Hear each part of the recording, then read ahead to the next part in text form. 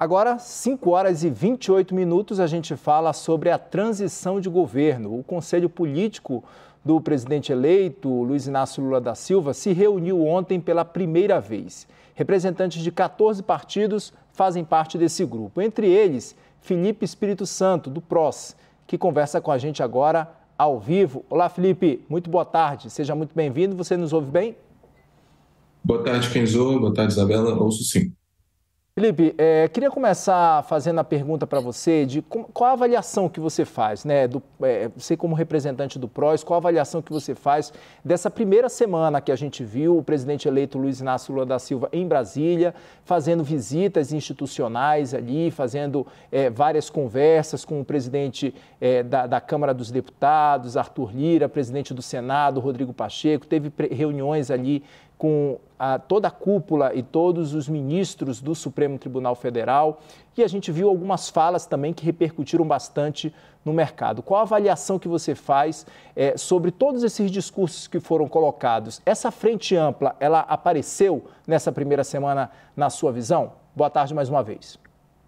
Boa tarde, Kenzo, a todos que acompanham a CNN nesse momento. No meu ponto de vista, foi uma agenda extremamente positiva. O presidente conseguiu, em uma semana, ou em alguns dias, digamos assim, reunir e ter mais mobilização do que o governo que já se vai para o encerramento durante 4 anos. Ele conseguiu demonstrar estabilidade institucional, tranquilidade na relação entre os poderes e, principalmente, se vestiu na liturgia do cargo de presidente da República, ou seja, demonstrou um respeito para as instituições e uma pacificação, uma postura extremamente acolhedora, de diálogo e que, com certeza, vai mudar o tipo de relacionamento entre os poderes, trazendo mais tranquilidade para o país, mais previsibilidade e mais confiança para poder iniciar o mandato presidencial.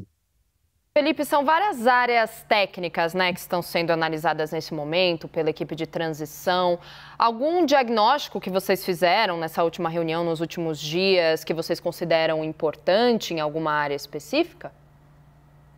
Sim, eu penso que a área econômica foi a área mais, digamos assim, especulada e sinalizada. O que a gente verificou e ontem a presidenta Gleisi conseguiu colocar com muita clareza é a definição da PEC do Bolsa Família, para poder, de forma excepcional, liberar esse recurso para poder atender os anseios de todos os brasileiros que foram às urnas, não somente aos que votaram no presidente Lula. Pois se a gente observar no final de campanha, o Bolsonaro, quando o Lula apresentava alguma proposta, basicamente tentava incorporá-la. E a questão do Bolsa Família com R$ 600 também foi incorporado por ele. Então, todos os eleitores que foram para as urnas votaram nisso. É um consenso. E, naturalmente, o Congresso Nacional há de acolher esse anseio popular, essa demanda e tramitar com celeridade e a devida aprovação para que a gente consiga iniciar o próximo ano com esse atendimento social.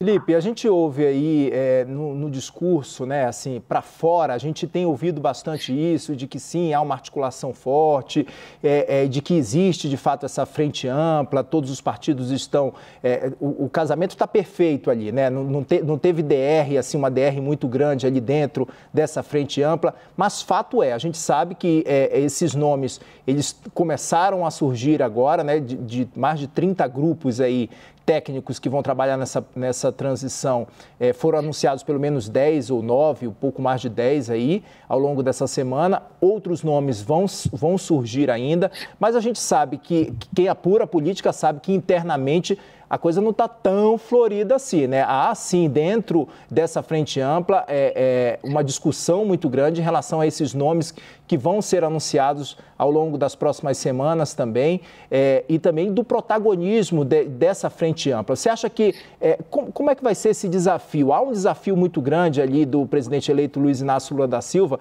em contemplar essa frente ampla e contemplar também, é claro, atender quadros históricos do PT. E a gente viu isso ao longo dessa semana, quando foi anunciado ali Guido Mantega e Paulo Bernardo também. Já houve uma repercussão grande internamente dos quadros históricos do PT. Como é que você avalia isso internamente? Traz um bastidor para a gente aí.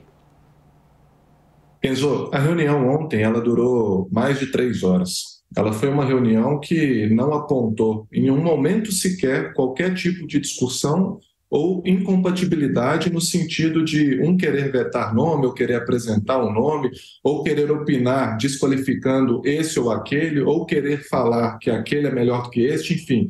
Eu percebi que há uma sinergia e há uma tranquilidade, principalmente uma boa vontade e uma aceitação para exemplificar e representar aquilo que foi construído na campanha, que é esse sentido que você mencionou bem, de frente ampla. Ou seja, naquela mesa ontem estavam sentados vários partidos políticos, cada um de um determinado tamanho, alguns, digamos assim, mais expressivos, outros nem tantos, alguns que conseguem ter uma atuação no Congresso Nacional mais forte via Câmara dos Deputados, outros via Senado Federal, e em absoluto nenhum momento foi apresentado qualquer tipo de dificuldade com relação aos nomes apontados. Pelo contrário, o que a gente pode observar é que existe uma boa vontade, uma tendência participativa tão grande no governo que faz com que tenha entre aspas, esse problema bom de ter boas pessoas para poder escalar. Ou seja, o presidente Lula é uma figura ímpar que sabe aglutinar, sabe compor, sabe dialogar e fazer política como ninguém. Algo que o país, digamos assim, ficou carente com a presidência do Bolsonaro. E o presidente Lula, com certeza, ele, já na transição, delegando para o vice-presidente Geraldo Alckmin, sabe fazer essa composição, esse acolhimento político, principalmente preservando o quê? Como ele sempre cita, aquele time que está sendo montado para a transição não é o time ministerial ou não é o time que vai tocar o governo necessariamente.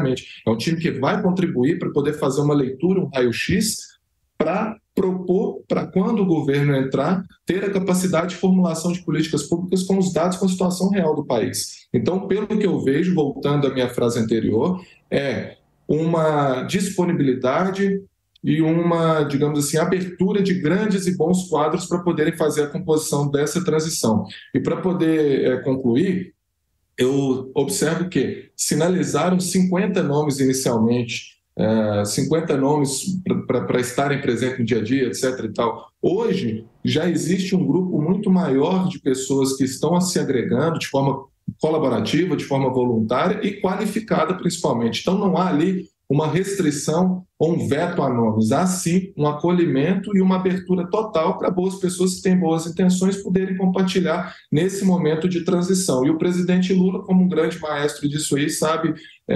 objetivamente conseguir organizar, digamos assim, esses anseios políticos para fazer com que eles não sobreponham a atuação da transição, que é de uma leitura e um retrato do atual governo, para propor o seguinte.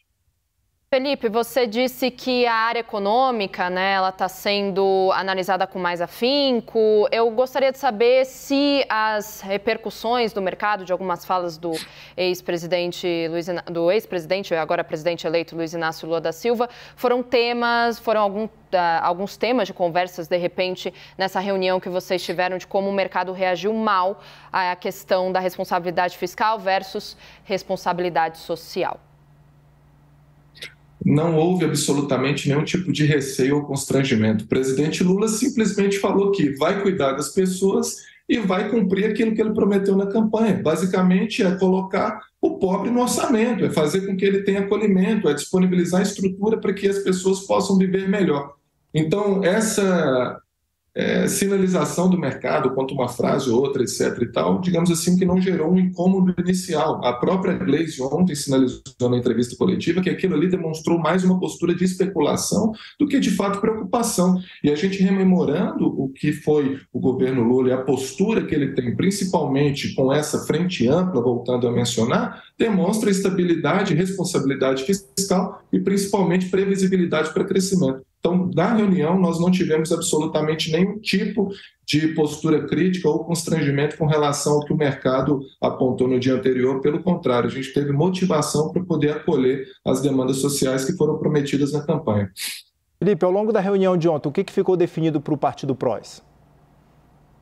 Não ficou definido algo específico para o PROS. Ficou definido que esse conselho político ele vai ter possibilidade de transitar entre as áreas, ele vai ter possibilidade de contribuições gerais e que, se a gente tiver opção de direcionar algum quadro A, B ou C para determinadas áreas, nós teremos espaço para isso, não só o PROS, como qualquer outros partidos. Nós temos hoje, digamos assim, um reconhecimento de que o PROS não é um partido gigante, mas é um partido que teve uma contribuição.